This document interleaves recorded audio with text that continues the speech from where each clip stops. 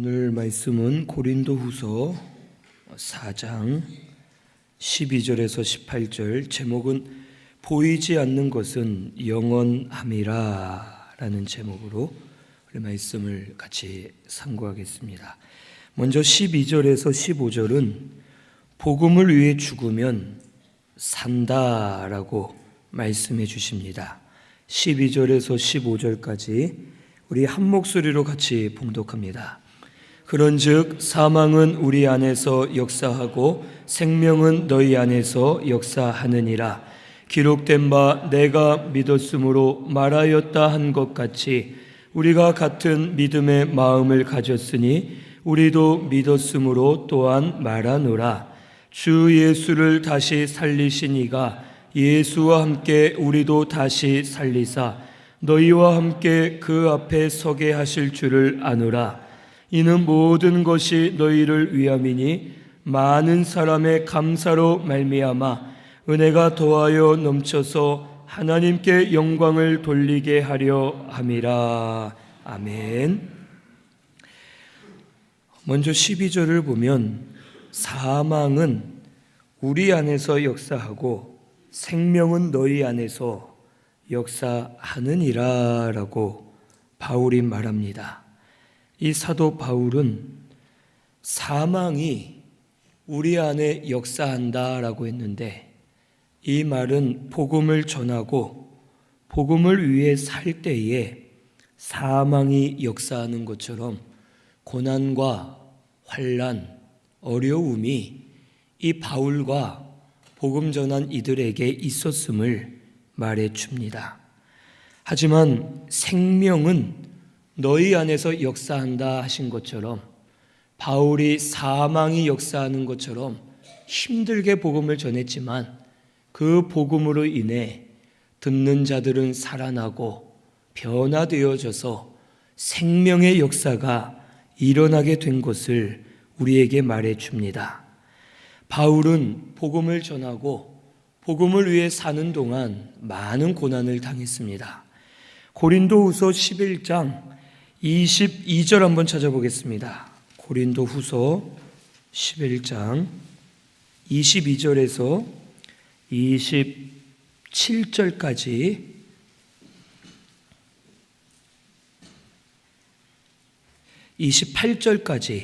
우리 한번 같이 봉독합니다. 22절부터 28절까지입니다. 그들이 히브리인이냐 나도 그러하며 그들이 이스라엘인이냐 나도 그러하며 그들이 아브라함의 후손이냐 나도 그러하며 그들이 그리스도의 일꾼이냐 정신없는 말을 하거니와 나는 더욱 그러하도다. 내가 수고를 넘치도록 하고 옥에 갇히기도 더 많이 하고 매도 수없이 맞고 여러 번 죽을 뻔하였으니 유대인들에게 40에서 하나 감한 매를 5번 맞았으며 3번 태장으로 맞고 1번 돌로 맞고 3번 파손하고 1주야를 깊은 바다에서 지냈으며 여러 번 여행하면서 강의 위험과 강도의 위험과 동족의 위험과 이방인의 위험과 시내의 위험과 광야의 위험과 바다의 위험과 거짓 형제 중의 위험을 당하고 또 수고하며 애쓰고 여러 번 자지 못하고 줄이며 목마르고 여러 번 굶고 춥고 헐벗었노라. 이 외의 일은 고사하고 아직도 날마다 내 속에 눌리는 일이 있으니 곧 모든 교회를 위하여 염려하는 것이라. 아멘.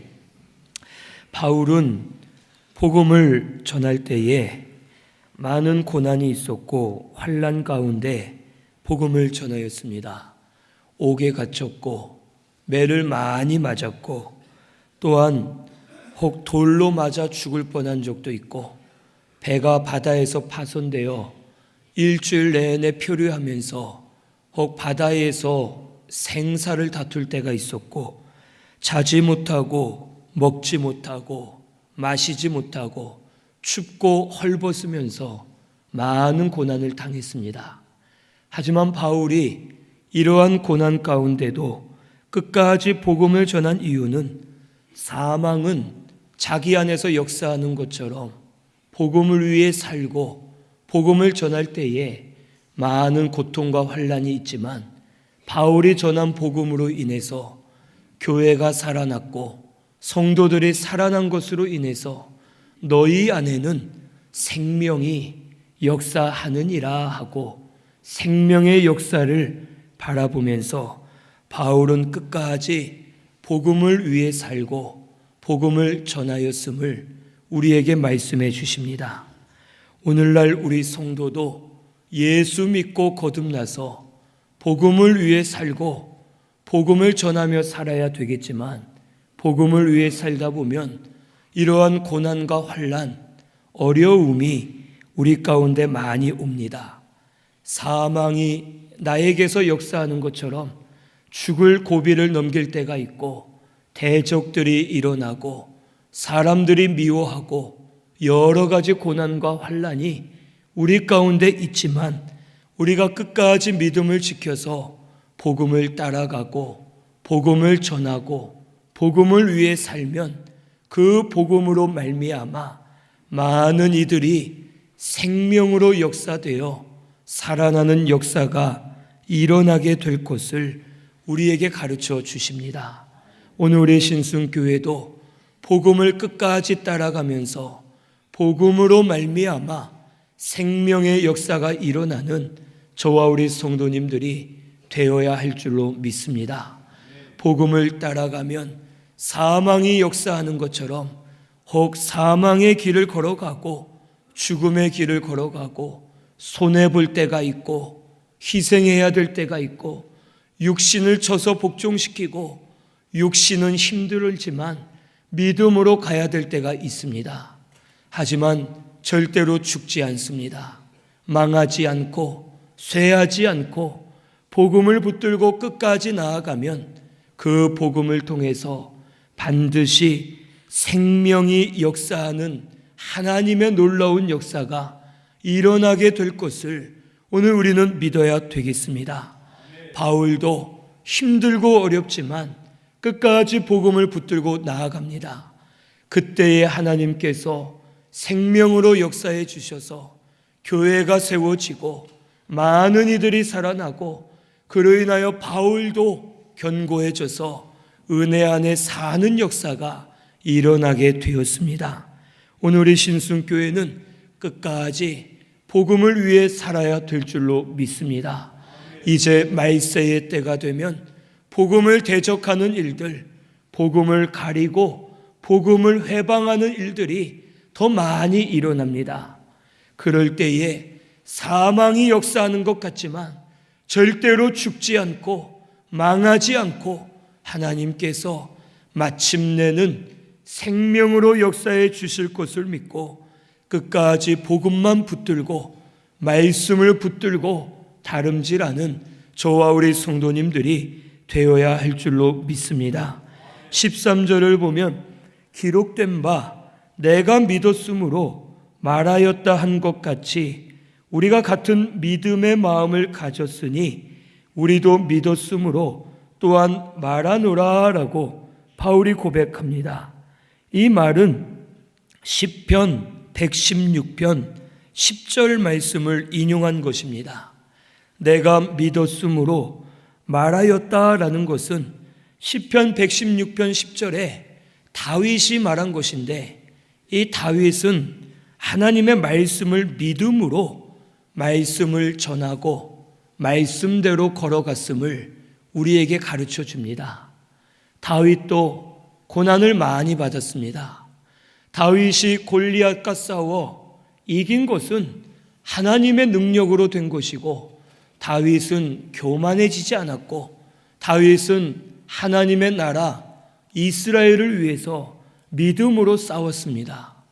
믿음으로 싸우고 믿음으로 이겼는데 그 대가는 사울 왕이 시기하여 다윗을 죽이려고 따라다니게 되었고 다윗은 오랜 시간 동안 사울에게 쫓김을 받아서 죽을 고비를 많이 넘겼습니다. 그리고 또한 다윗은 그가 왕이 된 이후에 자기의 아들 압살롬이 반역을 저질러 아버지인 다윗을 죽이려 했고 다윗은 왕궁에서 도망다니고 자기 아들을 피해 도망다니는 신세가 되었습니다. 그리고 자기와 친한 친구가 압살롬을 도와서 자기를 대적하고 반역하는 모습을 보면서 다윗은 마음이 많이 아팠고 많은 고난을 당했습니다.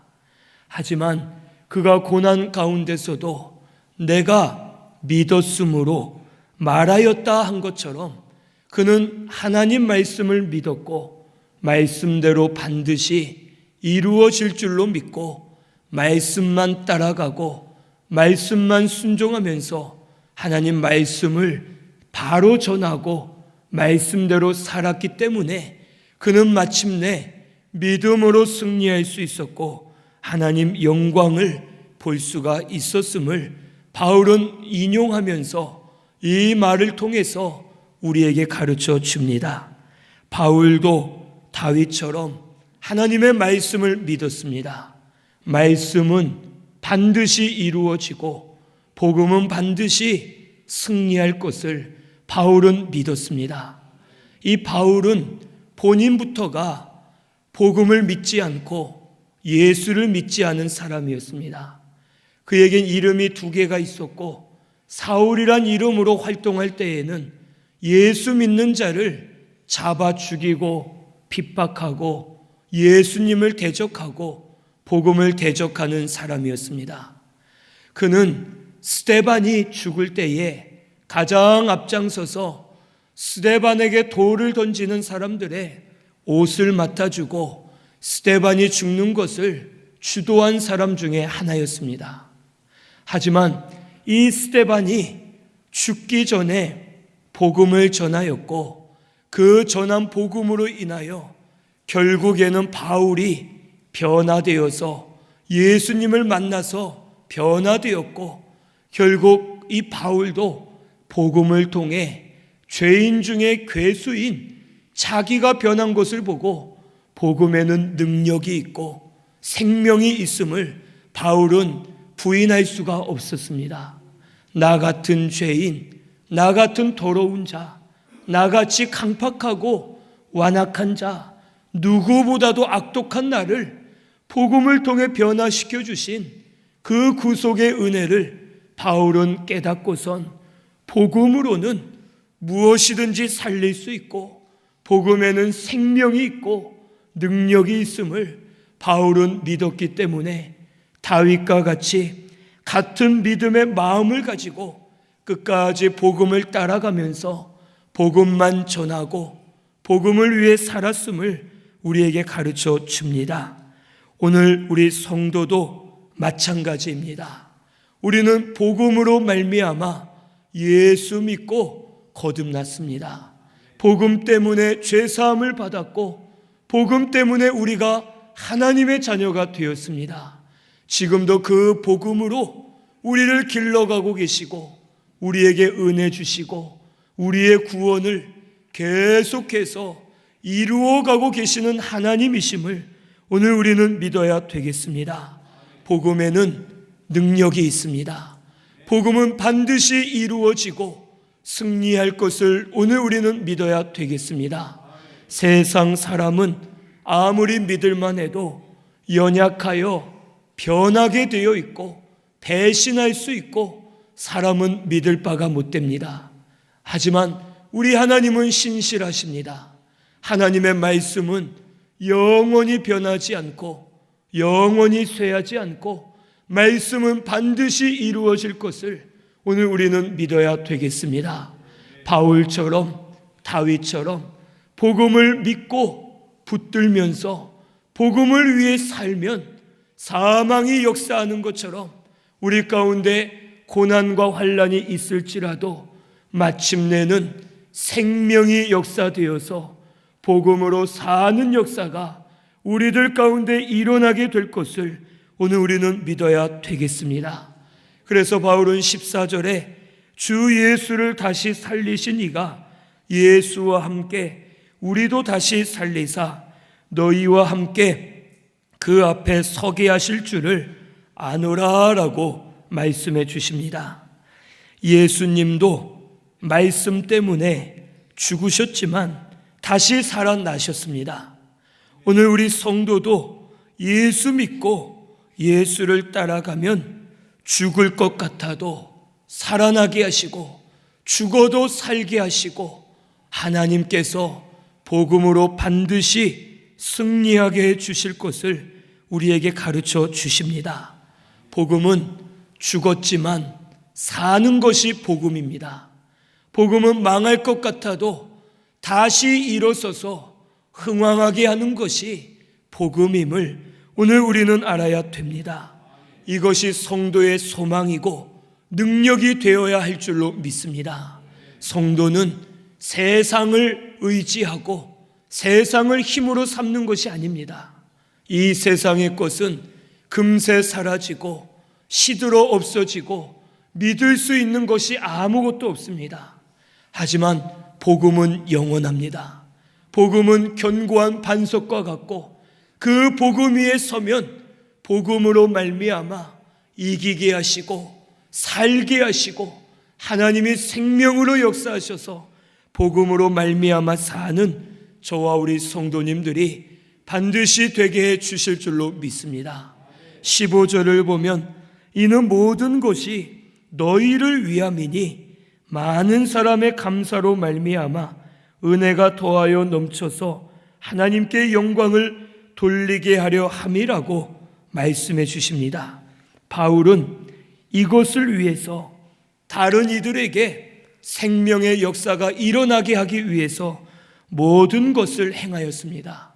먹을 것을 먹지 못했고 할 것을 하지 못하고 받을 것을 받지 않고 쓸 것을 쓰지 않고 자기의 모든 권리를 다 포기하고 자기를 죽여가면서 사망이 역사할 때 자기가 죽은 자와 같이 되어서 복음만 끝까지 따라갔더니 결국에는 많은 이들이 살아나게 되고 구속의 은혜로 감사하며 은혜가 더 넘치게 되어서 하나님께 영광을 올려드리는 하나님의 역사가 일어나게 된 것을 바울은 감사하면서 하나님을 찬송하였습니다. 복음은 내가 죽어야 내가 사는 것이 복음입니다. 내가 죽지 않고 내가 살아나면 복음은 능력으로 역사되지 않고 내가 육으로 살면 내 영은 죽어지고 오히려 바로 될 수가 없습니다. 내가 죽어져야지만 먼저 내가 삽니다. 내가 살아야지만 다른 이들을 살릴 수가 있고 다른 이들이 살아날 때에 하나님께 영광 많이 올려드리면서 하나님께 감사와 찬송으로 나아가는 교회와 성도가 되게 해 주실 줄로 믿습니다. 자기 중심으로 살거나 평안하게 살면서 자기의 유익을 위하지 말고 이제는 복음을 위하는 우리 성도가 되어야 할 줄로 믿습니다. 복음을 위하면서 내가 죽으면 하나님 살려주십니다. 내 영이 살아나고 내 영이 살면 다른 이들도 살리게 되고 나를 통해서 가정을 살리고 기관을 살리고 교회를 살리고 나라와 민족을 살리는 역사가 일어나게 될 줄을 오늘 우리는 믿어야 되겠습니다. 복음을 위해 사는 저와 우리 성도님들 꼭 되시기를 바랍니다. 내가 죽어야 살아납니다. 내가 죽어야 다른 이도 살립니다. 내가 죽어야 하나님의 역사가 일어남을 오늘 우리는 깨닫고서 날마다 죽고 날마다 나를 부인하고 날마다 영으로 사는 저와 우리 성도님들이 꼭 되시기를 바랍니다. 16절에서 18절은 보이지 않는 것은 영원하다고 말씀해 주십니다. 16절에서 18절 우리 같이 읽어보겠습니다. 그러므로 우리가 낙심하지 아니하노니 우리의 겉사람은 낡아지나 우리의 속사람은 날로 새로워지도다.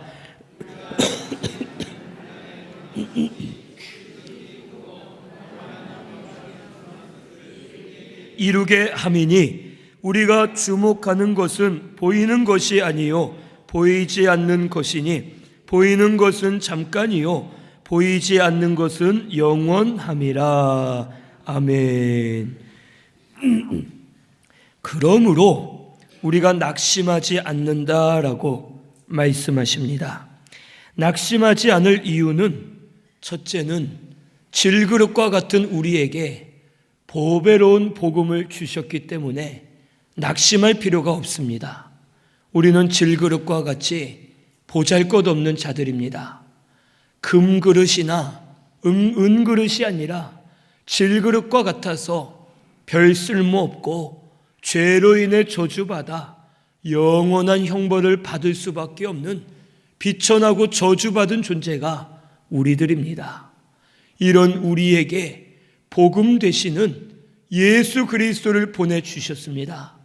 복음을 듣게 하셨고 복음으로 믿게 하셨고 복음으로 인하여 죄사함을 받고 우리 영이 거듭나서 하나님의 보배롭고 존귀한 자녀로 삼아 주셨습니다. 예수 믿는 성도에겐 보배로운 복음이 있습니다. 예수 그리스도가 우리에게 계시고 예수 그리스도가 복음이 되셔서 우리와 함께 하십니다. 질그릇과 같은 우리에게 보배를 주셨기 때문에 구속의 은혜를 베풀어 주셨기 때문에 지금 죽어도 우리는 낙원에 가고 주님 재림하실 때에는 부활하고 마지막 천국에 들어가서 영생복락 누릴 것을 우리에게 약속해 주셨습니다.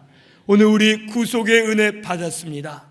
예수 믿었으면 죄사함 받았고 우리 영이 거듭난 줄로 믿습니다.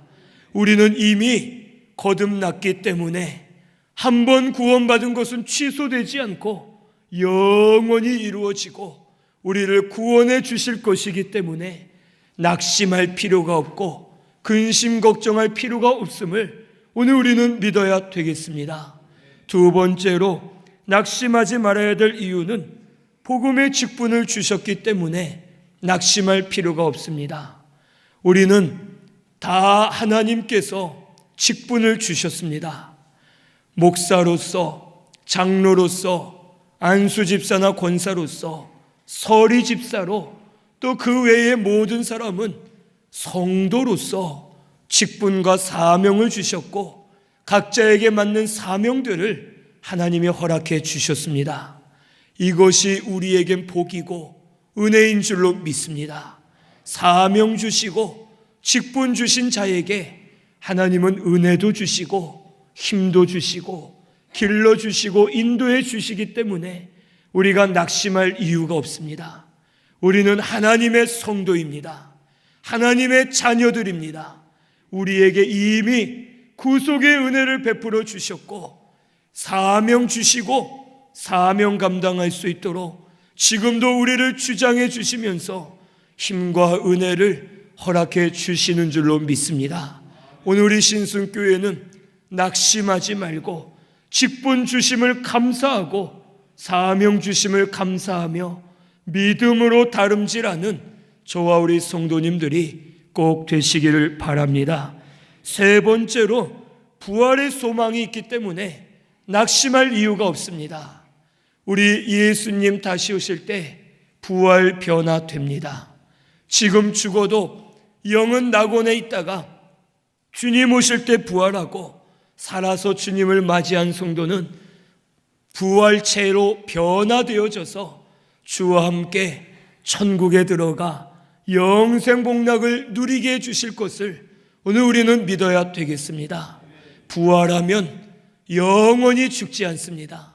부활한 몸은 신령하고 복되고 영광스럽고 눈물 없고 근심 없고 아픔 없는 몸입니다. 부활한 몸은 남을 미워하지도 않습니다. 미움을 받지도 않고 시기 질투 없고 항상 하나님 주시는 기쁨과 평안으로 충만하게 하시고 먹지 않아도 배부르고 마시지 않아도 목이 시원하고 영원히 신령한 몸을 입고 살게 해 주실 것을 오늘 우리는 믿어야 되겠습니다. 이 땅에서는 좀 부족할 수 있고 혹 육체가 연약할 수 있고 가진 것이 없고 여러 가지 부족한 것들이 많이 있겠지만 부활하면 신령한 몸으로서 하나님의 영광을 받고 칭찬을 받으면서 하나님과 함께 살면서 영생복락 누리도록 구속의 은혜를 우리에게 베풀어 주십니다. 그러므로 우리는 낙심할 필요가 없습니다. 이 땅에 사는 동안 부족해도 우리는 부활합니다. 부활하면 영광스럽고 복되기 때문에 더 이상은 모든 슬픔이 없고 세상에 고락 없는 신령한 몸이기 때문에 우리는 낙심하지 말고 부활을 소망하면서 믿음으로 사는 저와 우리 성도님들이 되어야 할 줄로 믿습니다. 네 번째로는 속사람이 자랄 소망이 있기 때문에 낙심할 필요가 없습니다. 16절 말씀을 보면 우리의 겉사람은 낡아지나 우리의 속사람은 날로 새로워지도다 라고 말씀해 주십니다. 우리의 겉사람은 건강이 약해질 수밖에 없고 늙을 수밖에 없고 노쇠할 수밖에 없고 마침내는 죽을 수밖에 없는 인생이 바로 우리들입니다. 사람뿐만 아니라 이 세상 모든 것이 아름답고 강해도 정점을 찍은 이후에는 시들어지고 사라질 수밖에 없는 것이 이 세상의 것입니다. 혹 우리 예전 사진을 한번 보면 연합찬양대 수련회를 했던 한 10년 이상 된 사진을 한번 봤더니 기도원에서 우리 교회분들이 찍으셨는데 그때에는 머리도 까맣고 피부도 탱탱하고 아주 젊어 보입니다.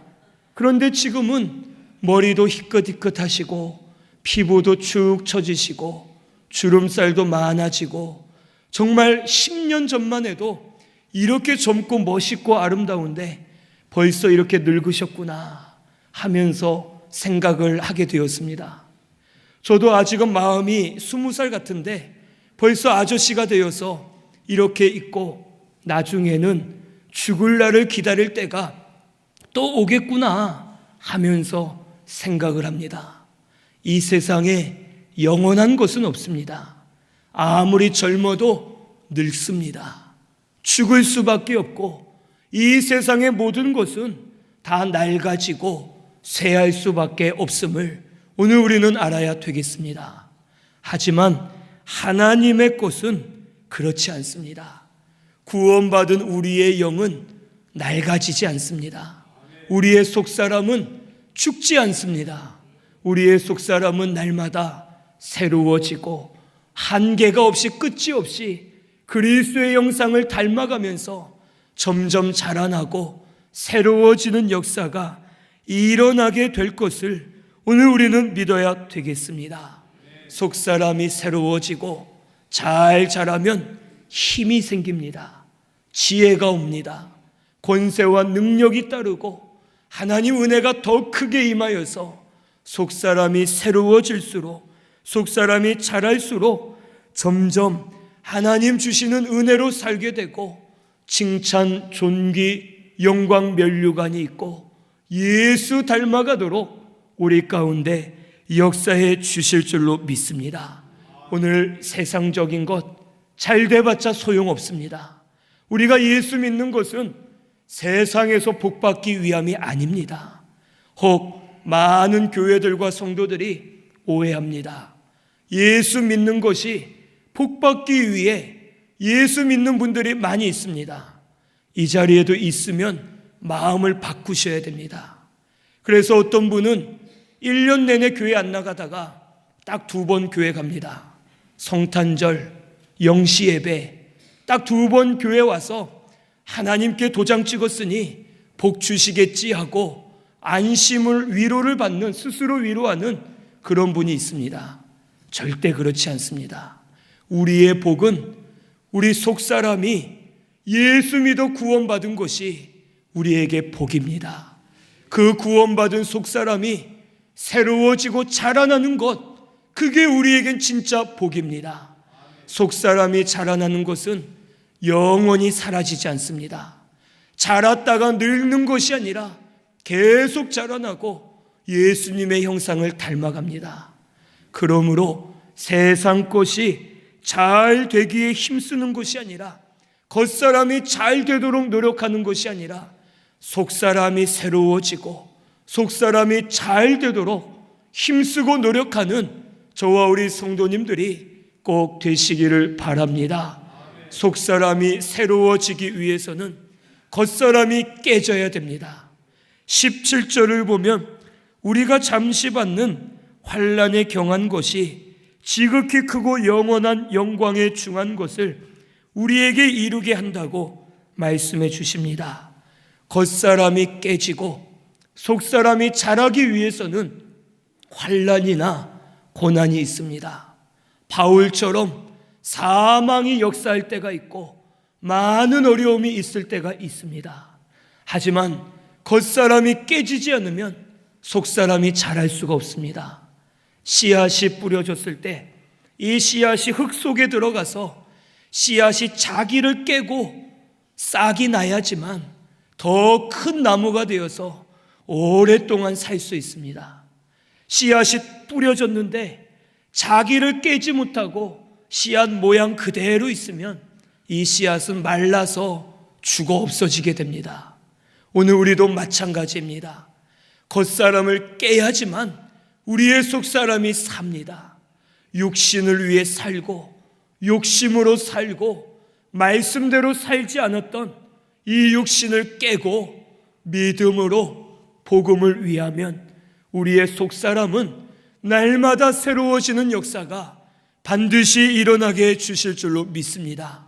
그리고 이 복음을 위해 살면서 겉사람을 깨트리는 이 환난은 말씀에 잠시 밟는 환난이고 경한 것이라고 말씀해 주십니다. 이 이후에는 지극히 크고 영원한 영광이 있음을 우리에게 가르쳐 주셨습니다. 우리 말씀 한번 찾아보겠습니다. 로마서 8장 18절입니다. 로마서 8장 18절 249페이지에 있습니다.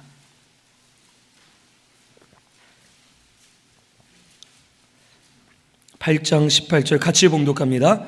생각하건대 현재의 고난은 장차 우리에게 나타날 영광과 비교할 수 없도다. 아멘. 잠시 복음을 위해 살면 잠시 고난이 있습니다. 환난이 있습니다. 하지만 이것은 잠시이고 경한 것입니다.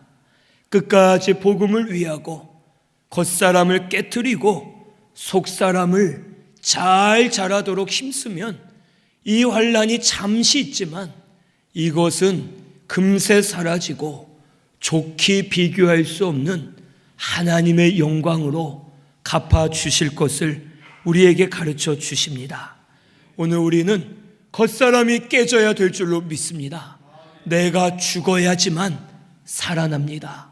겉사람이 깨져야지만 속사람이 새로워집니다. 속사람이 새로워져야지만 내가 부활이 신령해지고 영광스러워지고 믿음을 쓴 만큼 상급이 쌓이고 그 상급은 좀이나 동록이 해하지 못하는 영원히 우리에게 주실 하나님의 상급임을 오늘 우리는 믿어야 되겠습니다.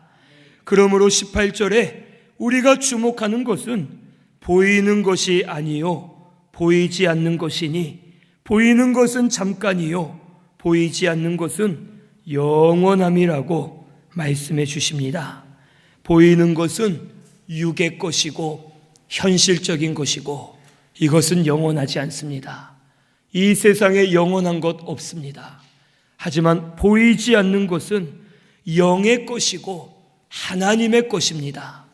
우리의 속사람은 보이진 않지만 영원히 살아 있습니다. 예수 믿어 한번 거듭나면 영원히 죽지 않고 영원히 영광스럽게 살게 해 주실 것을 오늘 우리는 믿어야 되겠습니다. 장막집이 무너져도 하나님이 지으신 영원한 집이 우리에게 있습니다. 우리는 이 세상의 것을 얻는 것이 중요하지 않고 생명에게 삼킨 바 되는 것이 가장 중요한 줄로 믿습니다. 생명에게 삼킴받을 때에, 부활할 그때에는 영원히 죽지 않고 우리에게 신령한 은혜와 복을 많이 주시고, 그 은혜와 복 가운데서 영생복락 누리도록, 천국 생활하도록 우리에게 큰 은혜를 허락해 주실 줄로 믿습니다. 오늘 이 신순교회는 속사람이 새로워져야 될 줄로 믿습니다. 보이지 않는 것은 영원합니다. 속사람은 영원히 살 것을 믿고, 우리 날마다 자기를 죽이고 겉사람을 깨트리고 복음을 위해 살면서 속사람이 점점 새로워지는 저와 우리 성도님들이 꼭 되시기를 바랍니다. 말씀 생각하면서 통성으로 같이 기도 드리겠습니다.